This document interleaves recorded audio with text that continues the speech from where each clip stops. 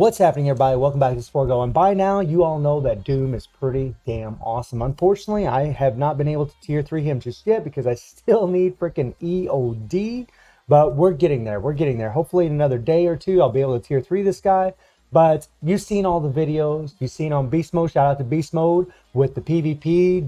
Doom totally destroying sentries. You've seen other videos where Doom's doing amazing in World Boss. So he looks like a super well-rounded character in this new uniform. And it is a substantial upgrade from his base kit for a lot of reasons. One, it's his first uniform, so he's getting all those extra native stats. But also the changes that they've done to this guy. I mean, they gave him a sweet 45% increase for all attack on this fourth skill. They changed the one skill from 10% to 30%. They added 20%. So they literally added 65% extra attack to this character, which is a lot. That is a lot. They didn't change the third skill. You still have to, it still has damage accumulation based on how much damage you take. But the beautiful thing about this guy is once you tier 3 him, you get this 100% increase of charge rate of accumulated true damage. Just like Sharon Rogers, whenever you hit his third skill and then you go into the tier 3, you'll get the maximum amount of accumulated damage all at once. You don't have to worry about taking damage. So his tier 3 is going to hit like a freaking truck. The dude is insane. It's something that I really like about Doom so far, at least everything that I've seen, is that he's going to be well-rounded. He's going to be for all players. And that's pretty damn awesome because this is a character that you actually get from the Epic Quest. He's a native tier 2. He's very expensive. And the fact that all the players, you know, whether they're PvP oriented, whether they're PvE oriented, they're going to be able to have a lot of fun with this guy because he's useful in almost all game modes. Yeah, he's pretty much amazing in all game modes. As far as my build, he does have 39,000 energy attack. I mean, none of this really matters that much. He does have max stats except for his critical damage. It's at 178%. And I do have some Urus. I have some 5-star Urus on him. And then, of course, his skills are at 6. And he does have a fully awakened Power Ranger Hawk set. He's got a CTP of Rage. I might try him out with a proc. I'm actually really curious to see how well he would do with the proc. Because the thing about Doom is, like, well, I might change this rotation. I'm still kind of flirting with it and trying to figure out what I want to do here. But, you know, I'll either start with a 4 or I'll start with a 5. But if you start with the 5, you got to let him kind of show up and then go into the 4 and then go into the 1, 3. You want to do the 1 right before you do the 3 because the 1 only has 5 seconds of the attack buff. Which, I mean, it's only for 5 seconds. So you really want to put that thing right in front of the third skill, which is where you're going to want to land your damage proc. You want that thing on that third skill.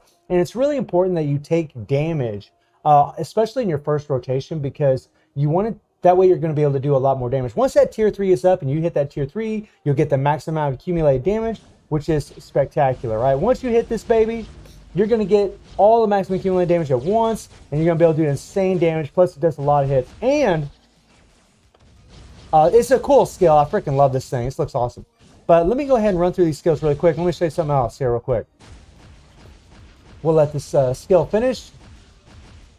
Now, you can actually... It's just nice, a lot of lingering hits there. You can actually cancel that tier 3 immediately. Now, when you do cancel immediately, there is a damage proc that's on the tier 3, a 70% increased damage proc. You will lose the damage proc if you cancel immediately, but you can actually go into your previous skills, and you will have the maximum accumulated damage all at once, which is wowzers, guys. Now, because of the long cooldown on the 5th skill, which is something I don't like, but once you play with him a little bit, it's not so bad. I mean, he still has this insane heal on this thing. The one thing I don't like is the fact that you can't move around the 5th skill anymore. You can still move around the 3, which is good, but you can't move around the 5. I wish you could. It really would help you be able to position yourself a little bit better, get you a little bit closer, because sometimes if the 4 skill is far away, it's kind of difficult to cancel into your other skills, but it's a small nitpick. It's really not that big of a deal. And this leadership actually comes in extremely handy, especially because of his uniform effect. So when you look at his uniform effect, he has the decreased damage received from reflected effects by 60%, which is one of the reasons that he's going to be good in PvP, because this is damage received from reflected effect, you know, so it's going to be by anybody. and then that has reflect, and then effect reflect all attacks, which is awesome. But activation rate when using remove all debuffs, right? He will get a decrease all damage received by 40% for 18 seconds, which is, I mean, that's a long decrease damage received. And then he gets an ignore target dodge rate by 50%. And then he gets an increased chain hit damage by 15% when attacking for 18 seconds on a 20-second cooldown. So whenever he's debuffed and you're using his leadership, he's going to be getting this chain hit damage. I personally would have preferred if you would have always had this. But what it says to a lot of players is PvP, because he has the leadership, right? He's got revive, he's got reflect, he's got the decrease all damage received, he's got ignore iframe on his, let me see here, his second skill. Even though this ignore iframe is not in an iframe itself, it still is very, very useful, and it's on a fairly low cooldown on 6.5 seconds. I mean, the guy on auto can actually just whoop up on sentries. It's actually, it's pretty impressive. Like, I don't know if he's going to be top tier PvP, but he's definitely good. He's definitely up in the rankings for sure. Unfortunately, at tier 2, he wasn't doing that great for me, but we're going to take him into World Boss and show you guys what's up with this guy. Now, something that's cool about Doom is he is an energy-based character, but his attacks actually do a lot of physical damage, and you can really see that against Proxima, because Proxima is actually weak to physical damage. Now, we're just going to use Ebony's leadership plus the uniform effect against universal types, and then Mystique. And we don't need that. Okay, so this is the second time I'm actually trying this. Proxima kind of jumped really far away that first time. Really didn't do any damage at all. Sometimes, man, she just jumps so far away, it's really difficult to go into your third skill. It actually will get canceled. So we'll try it again. We'll try to hit the 5. There we go. There we go. That's what we want to see. And then in your next rotation, you want to hit the 4. And then the 1, 3. You're always trying to get that attack buff from the 1 right before you do the 3. Now we're going to do that 5. Going to the 1, 3. Something else that you really want to do is you want to do the 4 before you do the 3, because, oh, get away, get away. Now this is something that's really nice, is the fact that you can move around. Ooh, but I mean, his damage is so much better than what it was. I wasn't really so good there.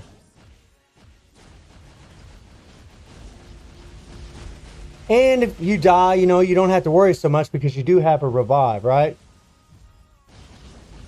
Now you got to be real careful once he comes out of the 4th skill, because he will be vulnerable at that point.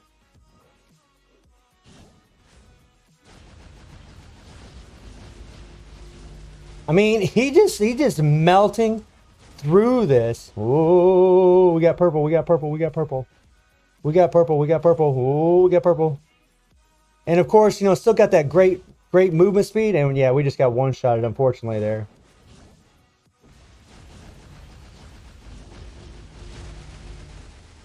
Oh boy, oh boy, oh boy, oh boy, oh boy. Okay, watch out, watch out. This is always the biggest pain in the butt when it comes to Proxima.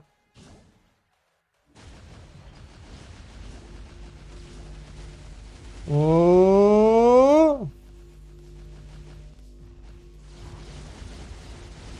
And the fact that she does have Pierce. Okay, okay, okay. And there, our 3rd skill actually got canceled because Proxima jumped up in the air. Get out of there, get out of there, get out of there.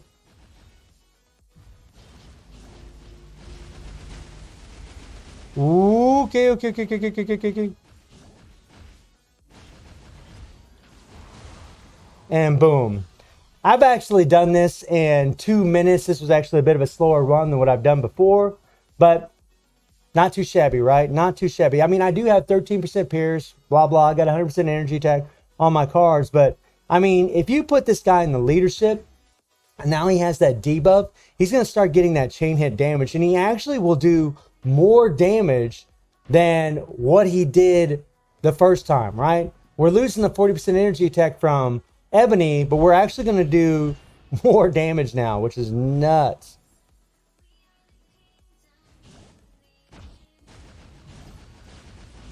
Ooh, through. I mean, yeah, look at him go. Now, he does have paralysis on that 4. So as long as you time things right, your survivability will be pretty good.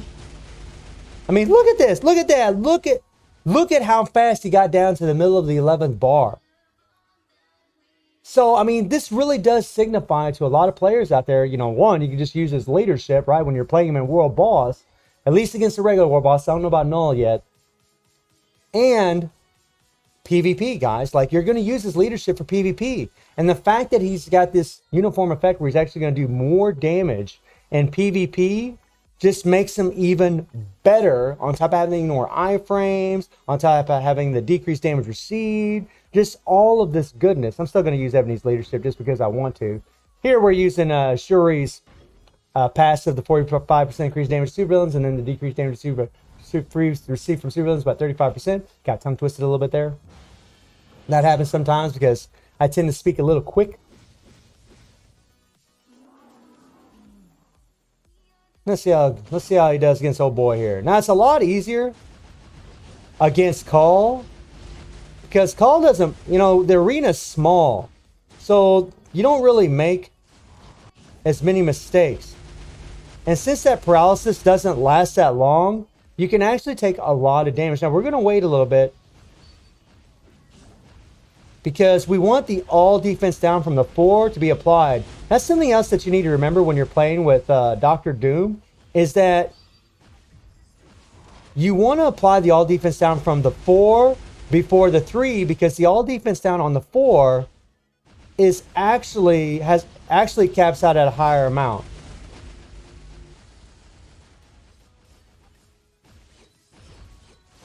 Now you gotta be real careful with tornadoes too. Whenever you're coming down from that 4, sometimes you will be vulnerable. Oh yeah, oh yeah. Whoa, watch out that purple. Watch out for that purple. I mean, he just melts this, guys. He just melts this, right? And we're gonna take Cole right out of this phase right now. We'll use that 4. We'll get our paralyzed. Try running some tornadoes there.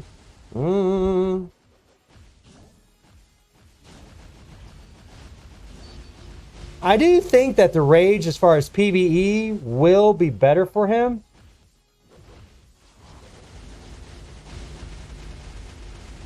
And I try to sit in front of him a little bit in hopes to take some damage. There we go, there we go, there we go. Oh boy, oh boy. Oh, don't get time frozen. But it's really important to make sure that you let the paralysis apply before you go out of that force skill. Oh boy, oh boy. And there we just took Cole out of his iframing phase.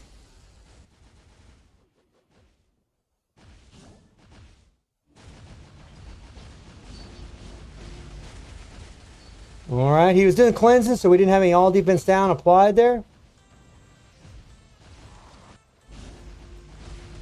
Come on, hit me, hit me. Ah, crap. Now right there, like whenever Cole's spinning around, you can just run in there because Doom does have super armor.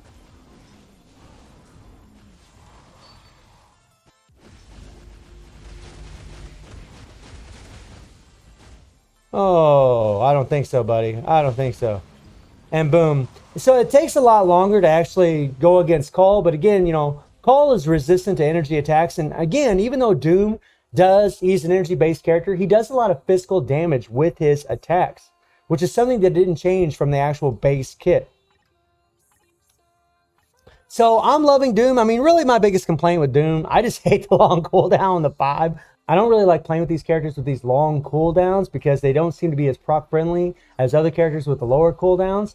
But Doom is one of my favorite villains of all time, like in any comic book run or any kind of fictional characters or any fictional characters out there. So I'm going to end up tier 3ing him. I'm going to go ahead and run with it because he is so much better than what he was. He has so much more damage. And again, you know, you look at the 4, you got the all defense down that goes up to 55%. And then on the 3, they got the all defense down that goes up to 45%. So it's very important to do your 4 before you do the 3. That way you'll always have the higher all defense down applied first, and you'll even get a little residual damage from the skill.